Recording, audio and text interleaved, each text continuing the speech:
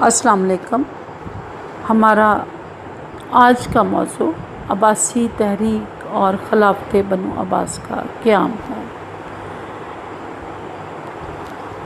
عباسی تحریک جس کے بارے میں ہم پہلے فرسٹ ایئر اور تھرڈ ایئر میں پڑھ چکے ہیں، جو بنو ہاشم نے بنو امیہ کے خلاف شروع کی تھی۔ یہ تحریک 132 ہجری میں کامیاب ہوئی اور بنو عباس کی حکومت کا آغاز ہوا۔ اس تحریک کی تفصیل میں جانے سے پہلے ہم اس تحریک کا پس منظر سمجھیں گے کہ اس تحریک کو شروع کیسے کیا گیا، کس نے شروع کیا، یہ تحریک کس طرح سے اپنے ارتقائی مراحل طے کرتی ہوئی کامیابی کی طرف بڑھی، اور خلافت بنو عباس کو کس طرح سے ملی۔ حالانکہ اس تحریک کے روح رواں علوی اور فاطمی تھے، تو خلافت اور امامت فاطمیوں اور علویوں کی بجائے عباسیوں میں کیسے منتقل ہوئی۔ تو سب سے پہلے ہم اس کا پس منظر دیکھتے ہیں۔ ہاشمی اور اموی تعلقات کا قبل از اسلام ہم سب سے پہلے جائزہ لیتے ہیں کہ یہ دونوں خاندان کون تھے، ان کے درمیان دشمنی کا آغاز کیسے ہوا، اور پھر یہ دشمنی کب کن مراحل میں داخل ہوئی۔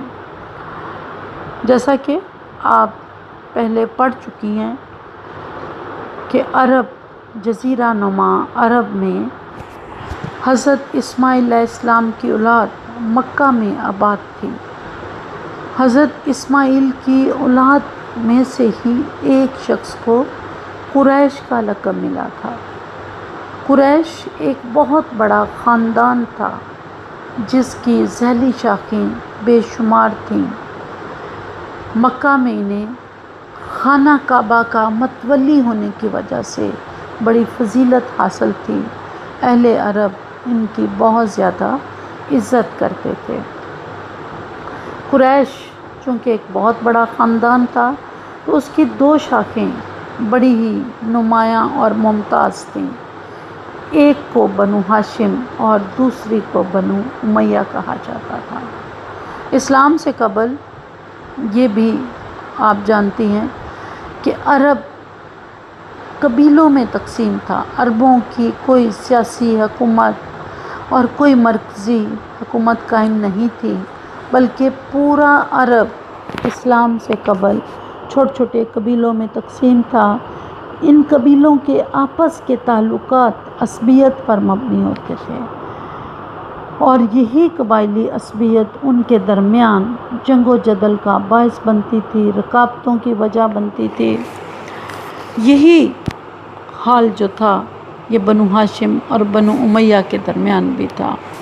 ہاشم اور امیہ کے درمیان جو خانہ کعبہ اور حاجیوں کی مہمان نوازی اور خانہ کعبہ کی تولیت کی جو جنگ شروع ہوئی، وہ ان دونوں کی اولادوں میں بھی منتقل ہوئی۔ خاندان ہاشم کے پاس حاجیوں کی میزبانی اور خانہ کعبہ کی تولیت تھی، دوسری طرف بنو امیہ فوج کے مکہ کی جو فوج تھی یا جو قریش کی فوج تھی اس کے سربراہ تھے، لہٰذا وہ بھی اس کے ساتھ ساتھ وہ مالدار بھی تھے، لہٰذا وہ اپنی اہمیت کو جتاتے تھے اور کوشش تھی کہ ان کی اہمیت کو مانا جائے۔ اس کے برعکس بنو ہاشم عزت شرافت میں ان کا کوئی ثانی نہیں تھا۔ ان کے درمیان دشمنی کا آغاز کیسے ہوا؟ ہم یہاں یہ جانتے ہیں کہ ہاشم اور امیہ کے درمیان رکابت شروع کیسے ہوئی۔ مکہ کی شہری مملکت کا بانی قصہ بن کلاب تھا۔ قصہ بن کلاب سے پہلے اہل مکہ یعنی حضرت اسماعیل علیہ السلام کی اولاد مختلف حصوں میں بکھر گئی تھی، قصہ بن کلاب نے ان سب کو اکٹھا کیا اور خانہ کعبہ کے گرد و نواح میں اپنے پورے خاندان کو آباد کیا۔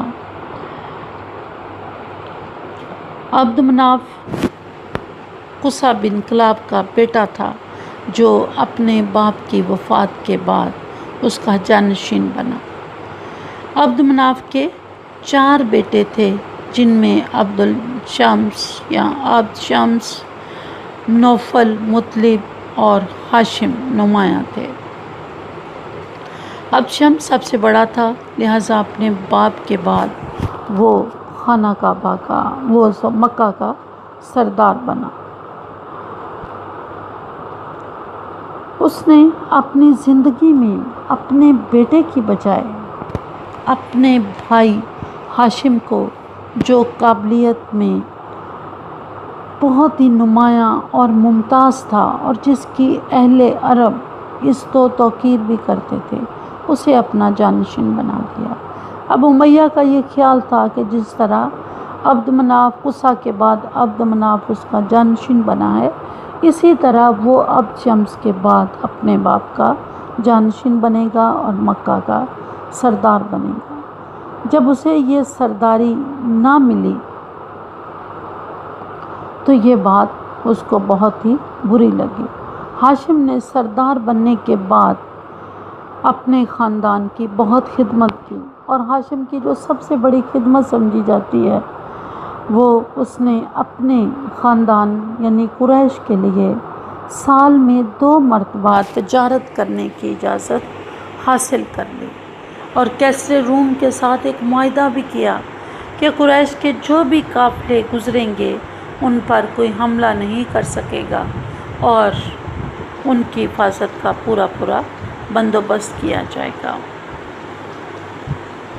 ہاشم کی قیادت کو امیہ نے چیلنج بھی کر دیا۔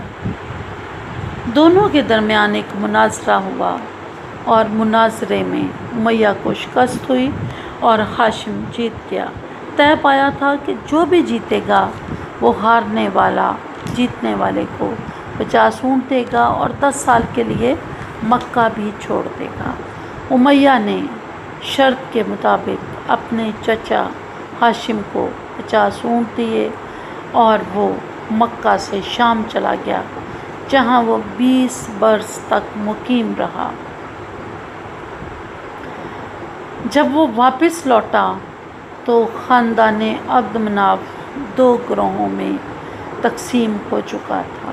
ایک گروہ جو امیہ کا حامی تھا اور دوسرا گروہ جو ہاشم کا حامی تھا۔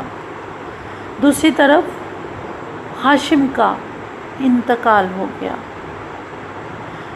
بعض روایتوں میں کہ ہاشم کا عین جوانی میں ہی انتقال ہو گیا تھا، اور ہاشم کے بارے میں یہ بھی کہا جاتا ہے کہ انہوں نے ایک شادی مدینہ میں کی تھی، جس سے ایک بیٹا سلمہ نامی خاتون سے انہوں نے شادی کی تھی، جس سے ایک بیٹا پیدا ہوا تھا جس کا نام شیبہ تھا۔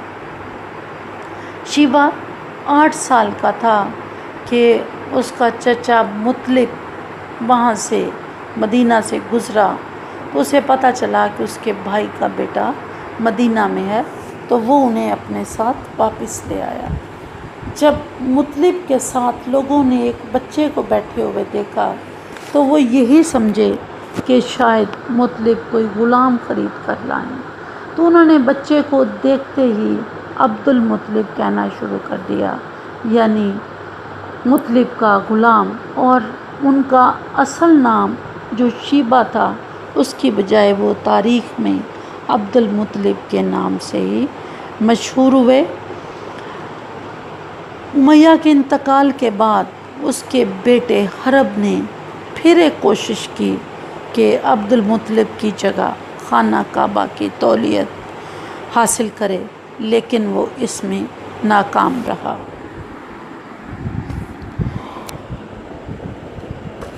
اب 2 خاندان نمایاں طور پر ایک دوسرے کے مخالف اور دشمن تھے، یہاں تک کہ عبد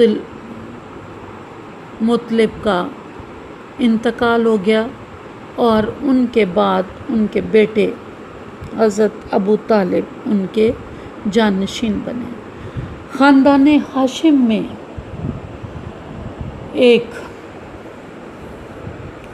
نبی کا ظہور ہوا جسے حضرت محمد صلی اللہ علیہ وسلم کے نام سے جانا جاتا۔ بنو امیہ کسی بھی طرح یہ برداشت نہیں کر سکتے تھے کہ وہ خاندان ہاشم میں پیدا ہونے والے شخص کو نبی تسلیم کریں، لہٰذا انہوں نے آپ کی نبوت کی بھرپور مخالفت کی۔ جتنی وہ تکلیفیں، اذیتیں مخالفت کر سکتے تھے وہ انہوں نے کی۔ بنو امیہ کے دل میں دو طرح سے بغض اور عناد تھا۔ ایک بغض تو انہیں خاندانی طور پر ورثے میں ملا تھا، دوسرا انہیں یہ بھی خوف تھا کہ اگر بت پرستی، اسلام کے فروغ سے بت پرستی اور ان کا آبائی دین ختم ہو جائے گا، اور بت پرستی کے ساتھ جو معاشی مفادات وابستہ تھے ان سے بھی وہ ہاتھ دھو بیٹھیں گے، لہٰذا انہوں نے اسلام کی بھرپور مخالفت کی، یہاں تک کہ بدر کے مدینہ میں بھی وہ آپ کے پیچھے پہنچ گئے۔ اور غزوہ بدر کی ایک بہت بڑی وجہ ابو سفیان بھی تھا، جس نے یہ مشہور کر دیا تھا کہ اس کے قافلے پر مسلمان حملہ کرنے والے ہیں۔ غزوہ بدر میں جب قریش مسلمانوں کے مد مقابل آئے تو ان کے 70 سردار قتل ہو گئے۔ 70 سرداروں کے قتل کے بعد مکہ کی شہری ریاست کی سربراہی ابو سفیان کے حصے میں آئی، اور صدیوں سے جو بنو امیہ کا حکومت کا شوق تھا وہ ابو سفیان پر آ کر پورا ہوا۔ ابو سفیان نے مکہ کا سربراہ بننے کے بعد اسلام دشمنی کو اور بھی بڑھا دیا۔ غزوہ احد ہوا جس میں ابو سفیان نے خود قیادت کی اور 70 مسلمان اس غزوہ میں شہید ہوئے۔ غزوہ خندق میں بھی ابو سفیان پورے عرب کی افواج لے کر مدینہ پر چڑھ دوڑا تھا لیکن ناکام رہا۔ غزوہ خندق کے بعد صلح حدیبیہ ہوا اور صلح حدیبیہ کے نتیجے میں مکہ فتح ہوا۔ فتح مکہ کے بعد بنو امیہ کو چاروں نچار اسلام قبول کرنا پڑا اور ان کی سربراہی کا دور ختم ہو گیا۔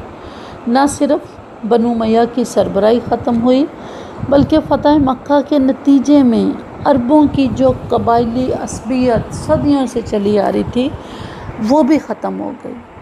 تمام تعصبات مٹ گئے اور قبائلی عصبیت کی جگہ اب محبت، اخوت، بھائی چارہ، رواداری نے لے لی۔ رنگ و نسل کا امتیاز بھی مٹ گیا۔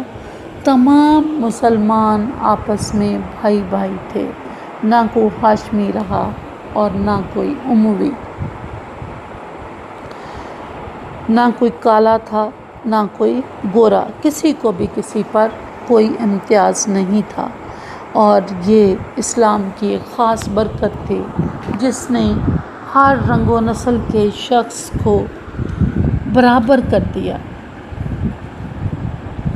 نبی صلی اللہ علیہ وسلم کے وصال کے بعد خلافت راشدہ قائم ہوئی۔ خلافت راشدہ بھی عربوں کے اتحاد اور اخوت کی بہترین مثال اور نمونہ تھے۔ خلفائے راشدین نے اپنے امور مملکت کی بنیاد شورا پر رکھی اور تمام قبائل نے مل کر اسلام کے فروغ کے لیے جدوجہد کی، اس میں اپنا حصہ ڈالا، یہاں تک کہ ایران اور روم جیسی عظیم و شان سلطنتیں ختم ہو گئیں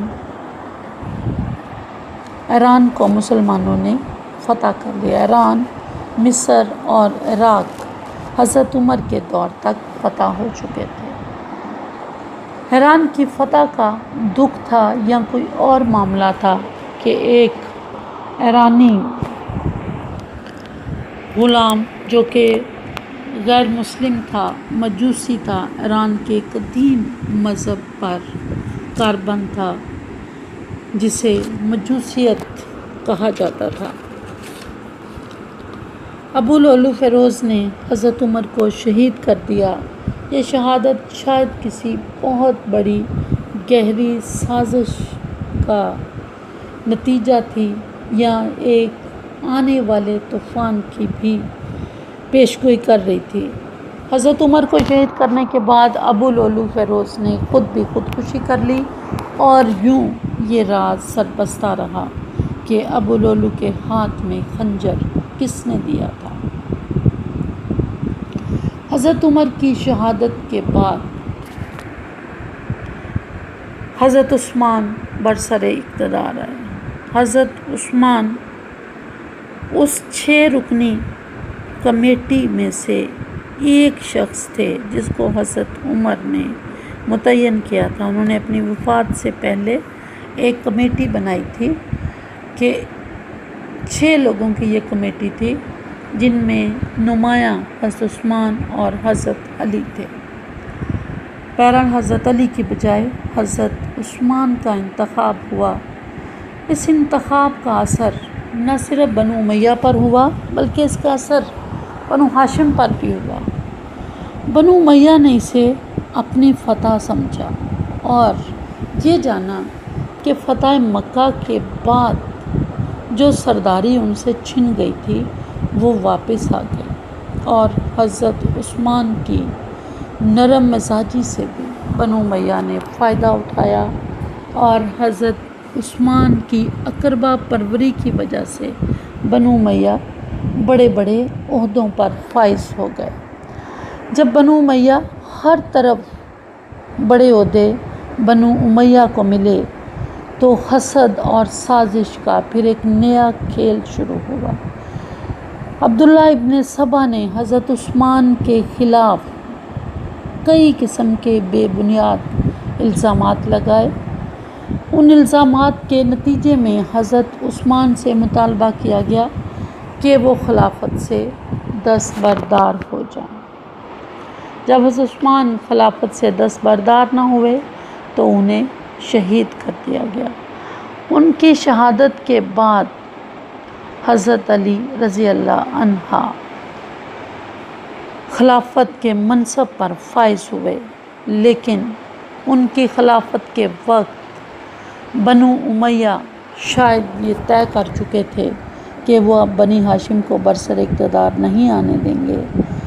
امیر معاویہ جو کہ شام کا گورنر تھا، اس نے حضرت علی کی بیعت کرنے سے انکار کر دیا۔ امیر معاویہ اور حضرت علی کے درمیان جنگ ہوئی۔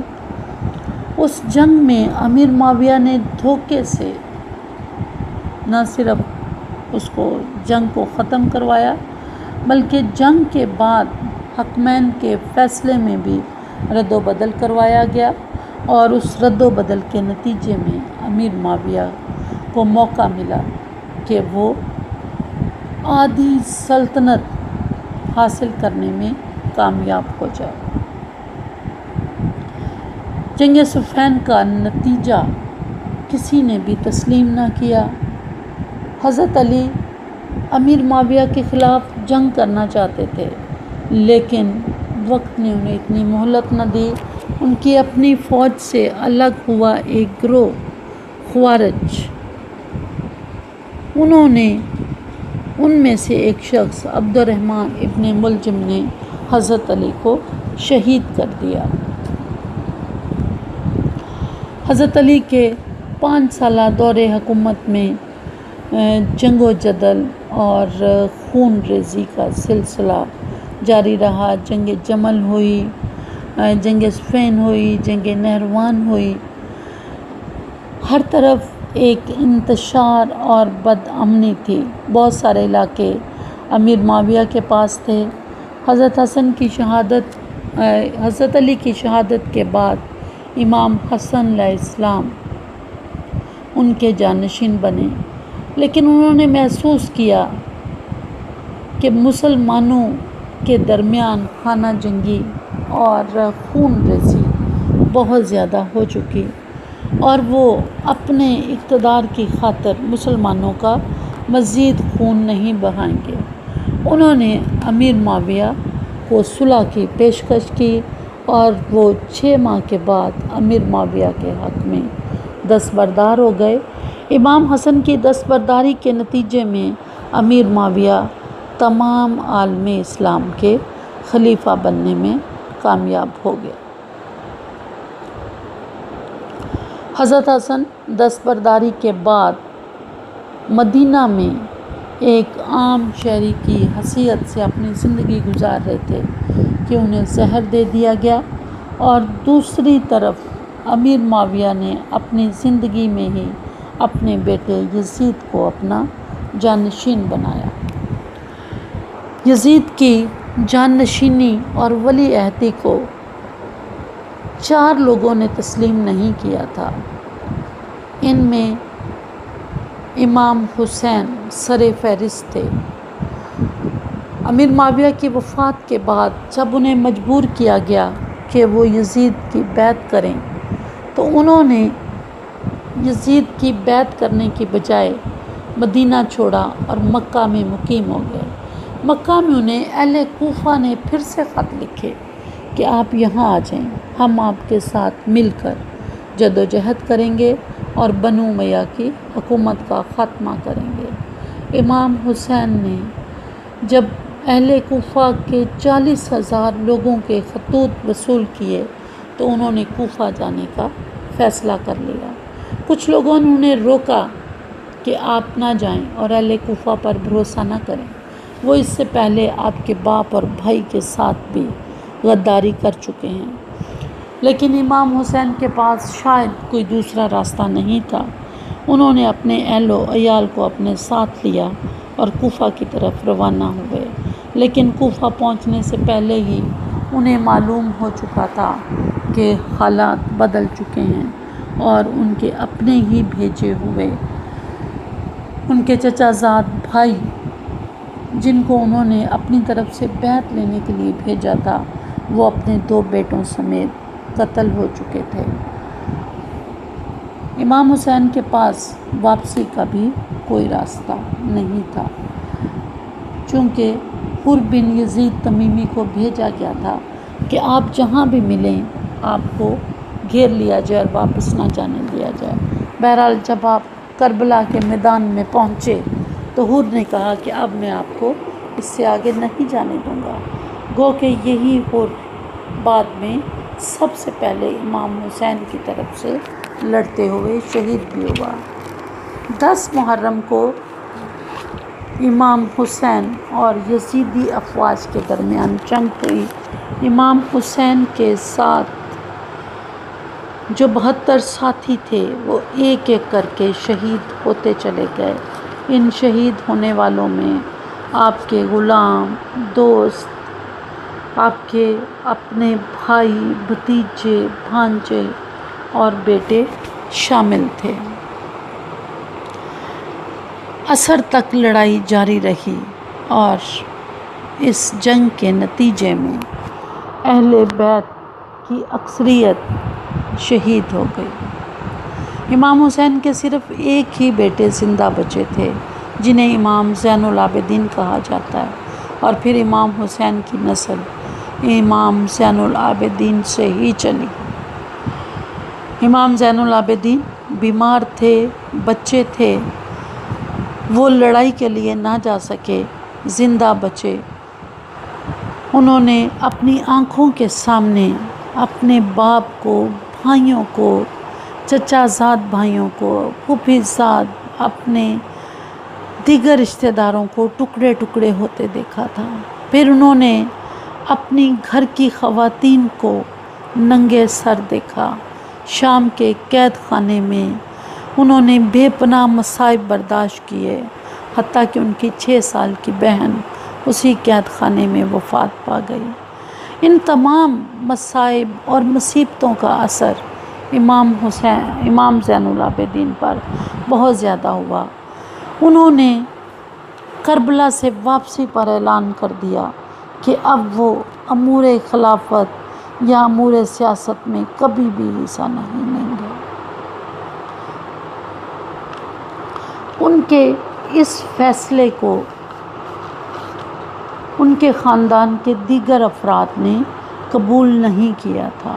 پہلے امام حسن کی دستبرداری کو بھی خاندان ہاشم زیادہ پسند نہیں کرتا تھا، اور اب فاطمیوں کی سیاست سے مکمل دستبرداری اور علیحدگی جو تھی وہ ان کے خاندان کے افراد کو گوارا نہیں تھی۔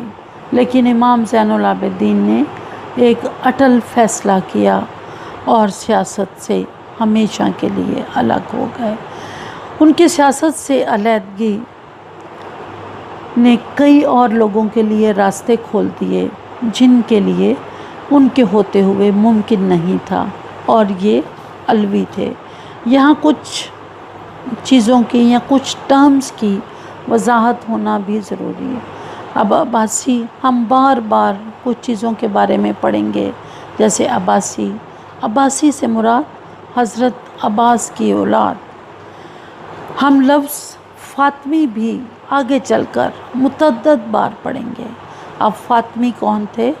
حضرت فاطمہ کی اولاد۔ اور حضرت فاطمہ کی اولاد کون تھی؟ امام حسن اور امام حسین کی وہ اولادیں جو کربلا کے سانحہ میں زندہ بچ گئیں، انہیں فاطمی کہا جاتا تھا۔ انہی فاطمیوں کے لیے یا حضرت فاطمہ کی اولاد کے لیے اہل بیت اور اہل سادات کی اصطلاح بھی استعمال ہوتی ہے۔ جہاں بھی لفظ اہل بیت آئے تو اس سے مراد حضرت فاطمہ کی اولاد ہے۔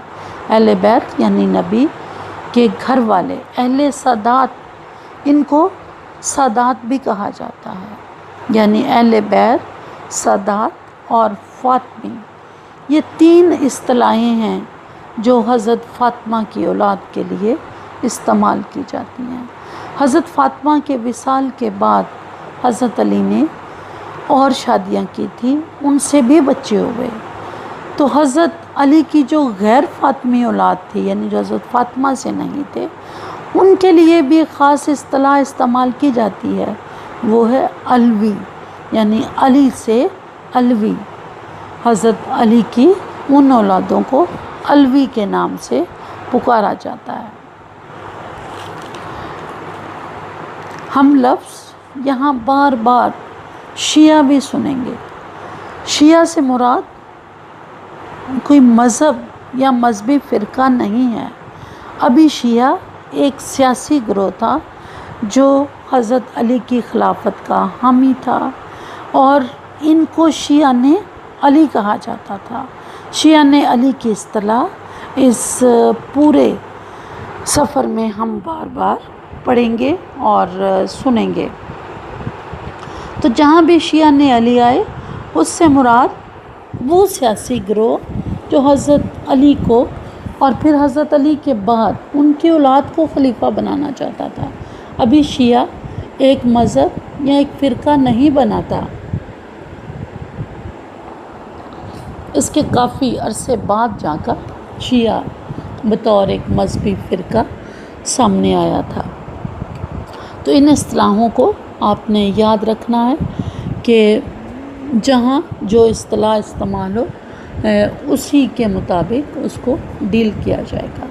تو جب فاطمی میدان سیاست سے الگ ہو گئے تو میدان سیاست اب حضرت علی کی دوسری اولادوں کے لیے کھلا تھا، جن کی گو کہ حضرت علی کی اولاد ہونے کے ناطے ان کی اپنی حیثیت مسلم تھی، لیکن حضرت فاطمہ کے ساتھ جو مسلمانوں کی وابستگی تھی، نبی کی بیٹی ہونے کے ناطے، نبی کے نواسے ہونے کے ناطے، جو عزت، جو احترام، جو محبت فاطمیوں کے حصے میں آتی تھی وہ علویوں کے حصے میں نہیں آئی۔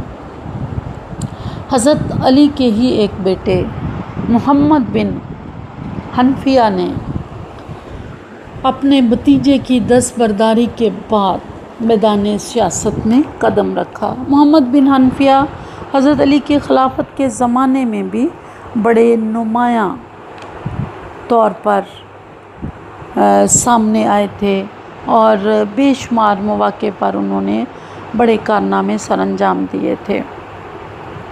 اب محمد بن حنفیہ نے جب لوگوں نے ان کی طرف رجوع کیا کہ آپ قیادت سنبھالیں شیعان علی کی، تو انہوں نے پھر سیاسی میدان میں قدم رکھا۔ محمد بن حنفیہ جب میدان سیاست میں آئے تو ان کے پاس دو راستے تھے کہ یا تو وہ فوج جمع کرتے اور بنو امیہ کے خلاف خروج کرتے، لیکن انہوں نے ایسا نہیں کیا۔ انہوں نے خفیہ تحریک کی بنیاد رکھی جسے ہم عباسی تحریک کہتے ہیں۔ یہ عباسی تحریک جو ہم پڑھ رہے ہیں اس کے بانی محمد بن حنفیہ تھے۔ یہ خفیہ تحریک تھی اور اس تحریک کا مقصد بنو امیہ کی حکومت ختم کر کے علویوں کو برسر اقتدار لانا تھا۔ محمد بن حنفیہ ایک نمایاں شخصیت تھے۔ بظاہر یہ تحریک خفیہ تھی، لیکن عبداللہ بن زبیر جو شہادت حسین کے بعد حجاز اور عراق کے خلیفہ بن چکے تھے، جیسے ہی ثانیہ کربلا کی خبر مدینہ پہنچی تو لوگوں نے یزید کی بیعت توڑ دی تھی اور عبداللہ بن زبیر کو اپنا خلیفہ بنا لیا تھا۔ عبداللہ بن زبیر محمد بن حنفیہ کی سرگرمیوں کو پسند نہیں کرتے تھے۔ انہوں نے انہیں ایک طرح سے نظر بند کر دیا۔ جب مختار ثقفی کو پتہ چلا، مختار ثقفی کے بارے میں بھی ہم پہلے پڑھ چکے ہیں کہ وہ تحریک توابین کا سربراہ تھا۔ تحریک توابین کیا تھی؟ ثانیہ کربلا سے پہلے جن لوگوں نے امام حسین کو خطوط لکھے تھے لیکن انہوں نے آپ کا ساتھ نہیں دیا تھا، انہیں اس بات کا دکھ اور رنج تھا، تو امام حسین کی شہادت کے بعد انہوں نے ایک تحریک شروع کی جس کا مقصد امام حسین کے قاتلین سے انتقام لینا تھا، اور اسی تحریک توابین کا سربراہ مختار ثقفی تھا۔ مختار ثقفی عبداللہ بن زبیر کا مخالف تھا اور اس نے عبداللہ بن زبیر سے عراق چھین لیا۔ تمام قاتلین حسین کے خلاف مختار ثقفی نے جنگ کی، ان سب کو ایک ایک کر کے قتل کیا۔ مختار ثقفی کو جب یہ پتہ چلا، چونکہ وہ اہل بیت سے محبت کرتا تھا، تو اس نے محمد بن حنفیہ کی طرف ایک فوج روانہ کی، لیکن محمد بن حنفیہ جنگ و جدل نہیں چاہتے تھے۔ وہ کسی نہ کسی طرح بھاگ کر شام پہنچ گئے۔ جب شام میں ان کے پہنچنے کی اطلاع اب خلیفہ وقت عبد الملک بن مروان کو ملی تو وہ بڑا ناراض ہوا اور کہا کہ یا تو میری بیعت کرو یا یہاں سے چلے جاؤ۔ لہٰذا محمد بن حنفیہ مکہ مکرمہ گئے۔ وہ عمرہ کرنا چاہتے تھے لیکن انہیں عمرے کی اجازت نہ ملی، لہٰذا وہ مدینہ منورہ چلے گئے جہاں وہ عبداللہ بن زبیر کی وفات تک مقیم رہے۔ اس سارے عرصے میں محمد بن حنفیہ جو خفیہ تحریک کے قائد تھے اور خفیہ سرگرمیاں انہوں نے بنو امیہ کے خلاف شروع کر رکھی تھیں، انہیں حکومت کی طرف سے بھی بے پناہ سختیوں اور مسائل کا سامنا کرنا پڑا، لیکن کسی بھی مصیبت سے وہ نہیں گھبرائے اور اپنی روش پر قائم رہے۔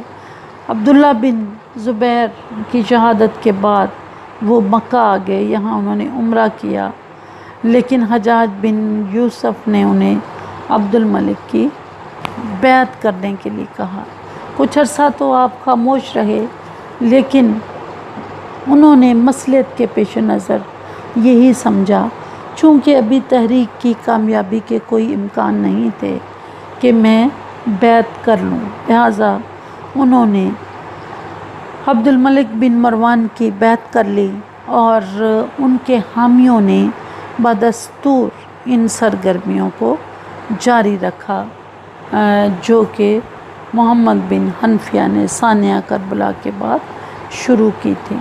محمد بن حنفیہ اپنی پوری زندگی جدوجہد کرتے رہے، لیکن وہ کامیاب نہ ہو سکے۔ ان کی موت کے بعد ان کے بیٹے ابو ہاشم عبداللہ محمد بن حنفیہ کے جانشین بنے۔ ابو ہاشم عبداللہ بڑے ہی وجیح اور دراز قد تھے۔ اب عبد الملک کی وفات کے بعد اس کا بیٹا ولید بھی وفات پا چکا تھا، اور ولید کے بعد سلیمان بن عبد الملک برسر اقتدار تھا۔ سلیمان بہت ہی شکی مزاج کا مالک تھا۔ اسے اندازہ تھا کہ بنی ہاشم ضرور کچھ نہ کچھ ان کے خلاف کر رہے ہوں گے۔ وہ ایک دفعہ ابو ہاشم عبداللہ سے ملا تو اس کے دل میں جو شک تھا وہ یقین میں بدل گیا کہ یہی وہ شخص ہو سکتا ہے جو بنو ہاشم کی قیادت کر سکتا ہے۔ بنو امیہ نے ایک بات سیکھ لی تھی ثانیہ کربلا کے بعد، کہ بنو اہل بیت کو، علویوں کو علانیہ قتل نہیں کرنا۔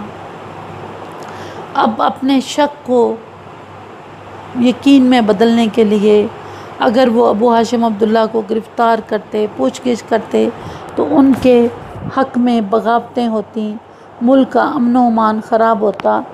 انہوں نے ایک ہی حل نکالا تھا کہ اپنے ہر مخالف کو زہر دے کر مار دیا جائے۔ لہٰذا کھانے کی دعوت پر سلیمان بن عبد الملک نے ابو ہاشم عبداللہ کے کھانے میں زہر ملا دیا۔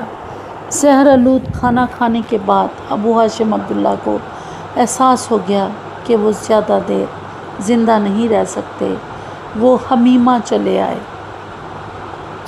حمیمہ میں عباسی مقیم تھے۔